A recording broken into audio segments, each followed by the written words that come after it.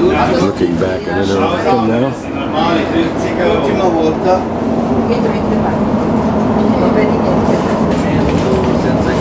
This for a pretty sight, overlooking the lake and a nice small home. I like that.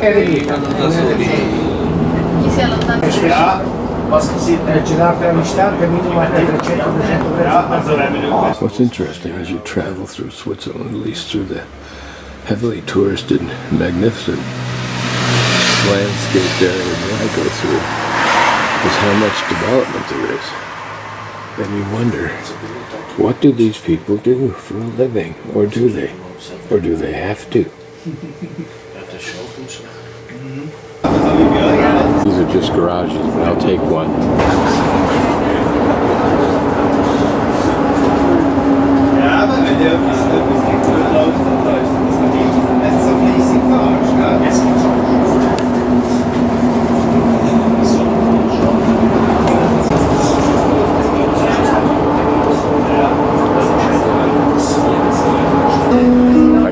Jump on another bus and we're on our way up to Sigriswil.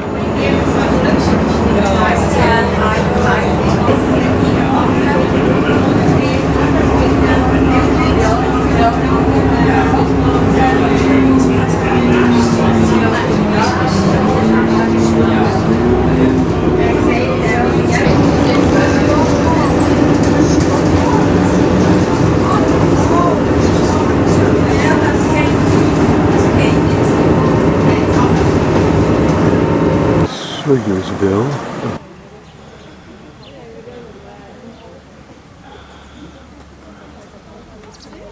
This is fairly high up on the hillside above Lake Thun. You can see development continues, and I'm sure in 10 years that slope will be filled with homes. This morning what we're going to do is walk the bridge trail and across the Gummy Gorge Bridge, which is supposed to be quite a wonder. I assume that's its little sign. Sigriswil.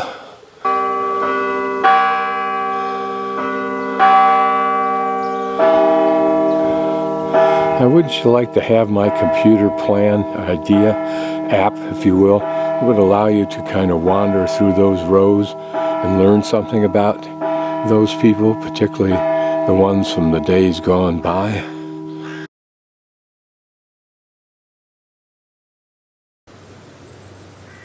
So this is the Panorama Bridge. Less spectacular looking than in a picture where it looks more like chrome. Here it's not sure, typical of the Swiss. This is an honor system, pay your 8 Swiss francs and across you go. What surprises me about some people's vision of travel, this is a family, I think a family of Koreans, a man and 3 women, may not be related, and they have a guide taking them on this, and you just can come. You don't need a guide. There's probably an old trail that goes down, winding back and forth across under the gorge, across the bottom of the gorge, and then winds its way back up. So certainly this is an improvement, and it's part of a long-term plan to create a complete trail along this side of the lake. It is a considerable long span considering it's just for me. Well, me and Elvis. Elvis and I. And now here it gets a little more interesting because you can see that this is truly a gorge. Probably in places just like the gorge at our river yesterday.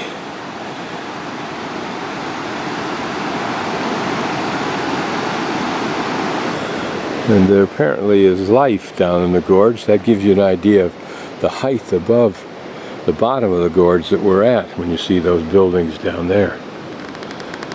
And of course a spectacular view. It's hard to imagine being up high in this part of Switzerland and not having a spectacular view unless it's cloudy.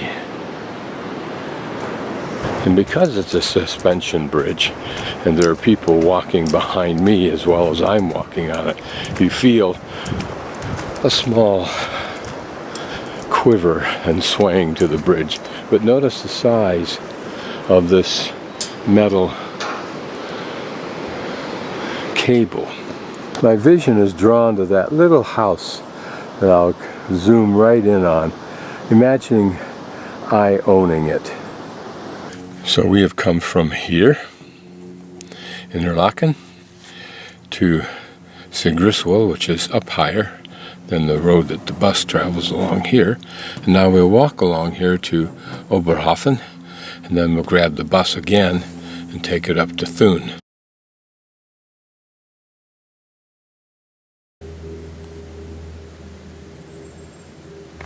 Flying the major parts in, as well as flying the major cables over.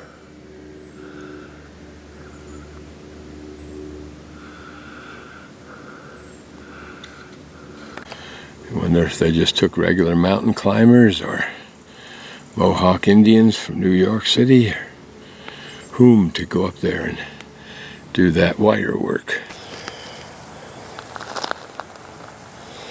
Interesting to look at the Tinker toy off the shelf.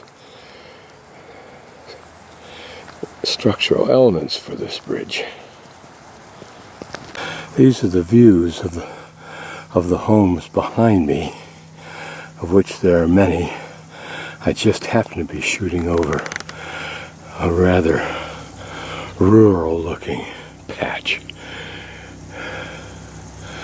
These are presumably well-heeled people.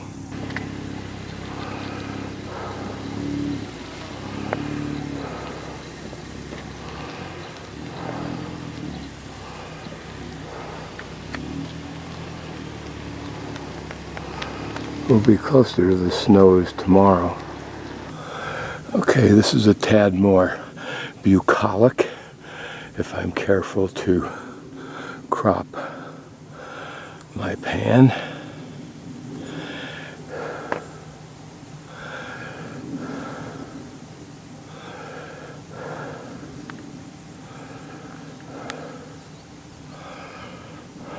Things about this area is this bridge walk, which makes for a very lovely place for a bike ride or a walk on a regular basis for just plain good exercise.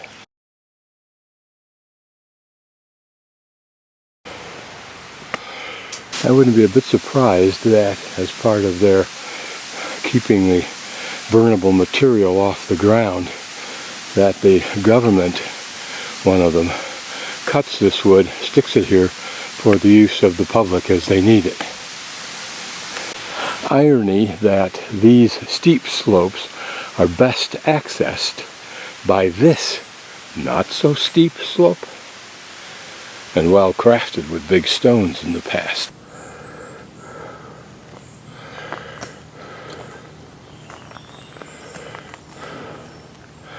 The woods are silent, dark and deep, and I have promises to keep, but many more miles to go before I sleep. Thank you, Robert. Like the Camino's white shell, this is one of two icons for this trail. I can see that if you lived back up there where I started, this side of Sigriswil, you could enjoy these great trails as well as that first portion that was more like a bike path. And one of the strategies could be to walk as far as you wanted in either direction, drop down into the nearest town where the bus is, and pick the bus back up. A pretty toadstool, but I think it's been nibbled on by mices and other critters. In addition to these piles that you can bundle into your truck or break apart for your car, I suppose, are the even larger bundles stored in that device for the future. All I've said may not be true. This may well be all part of this energy company providing wood that's been split and cut into various lengths and sizes. The sign indicates I can get to Oberhof in either way, so I'll go left just because it looks interesting. One may be longer than the other, they don't say, which may mean they're trying to say they're both the same. But anyway, this is how deep this gully is. One thing you can say about the Alps, they are steep.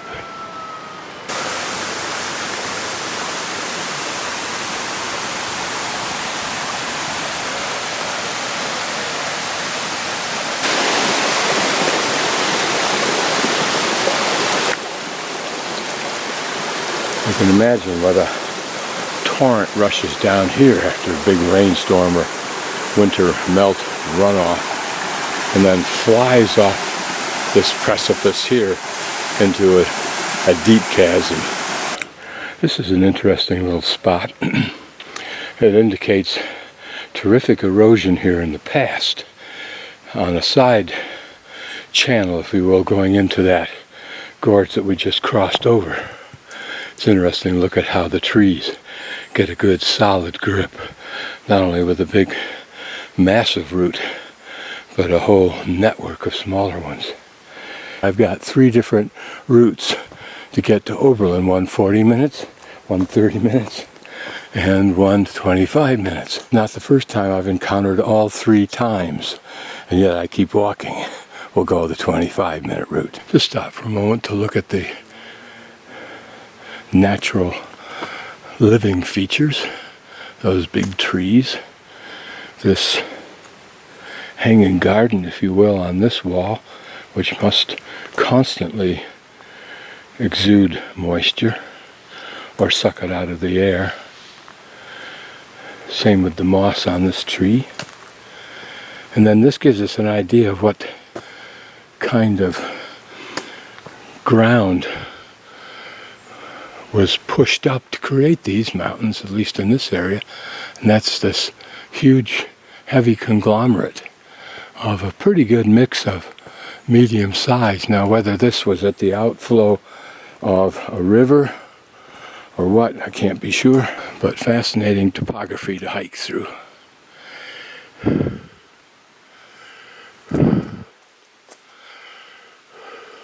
Up there on top to the right is where we crossed over, and you can see that big escarpment to my right, and then the big drop off I described to my left, which is what we're looking at now.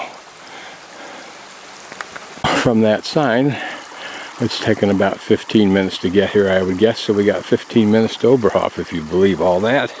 Here a small stream adds its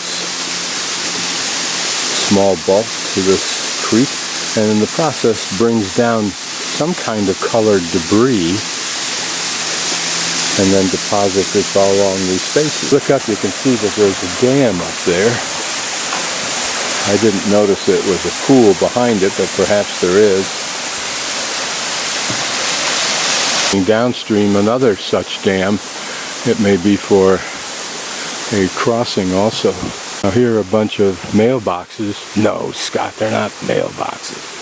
It's like they're covers for, at least the past, some kind of electrical equipment that was underneath them.